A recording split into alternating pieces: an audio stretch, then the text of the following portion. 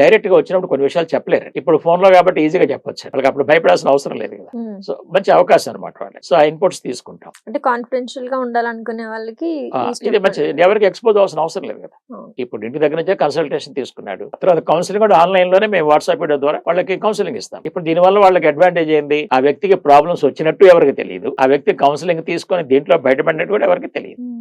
చాలా మంది లేదు సార్, కొంతమంది మేము డైరెక్ట్ వస్తాం సార్, డైరెక్ట్ వస్తాం. నేను ఒకటే చెప్తాను, డైరెక్ట్ గా వచ్చినా ఏమి తేడా ఉండదు. ఎందుకంటే రకరకాల డిస్ట్రిక్ట్స్ లోంచి నేను లాట్ ఆఫ్ కంట్రీస్ కూడా ఇస్తుంటాను, అంతా ఆన్లైన్ ఇస్తుంటాను. వాళ్ళ ఇంటి దగ్గర కూర్చొని ఈ ట్రావెలింగ్ చేయాల్సిన అవసరం ఉండదు. సపోజ్ డిస్ట్రిక్ట్స్ లో ఉన్నారండి, అక్కడ నుంచి రావాలనుకోండి 3-4 hours టైం పెట్టాలి, ఛార్జీలు వేస్ట్ అవుతుంది, ఎనర్జీ వేస్ట్ అవుతుంది. ఇవన్నీ లేకుండా వాళ్ళ మనకి టెక్నాలజీ మంచిగా డెవలప్ అయింది, ప్రతి విలేజ్ లో కూడా ఇంటర్నెట్ ఫెసిలిటీ ఉంది కదా.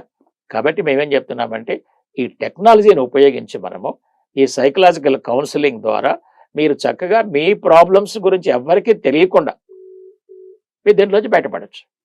ఇప్పుడు నేను లాస్ట్ 10 years నుంచి కొన్ని వందల మందికి ఆన్లైన్లోనే కౌన్సిలింగ్ ఇస్తుంటాను.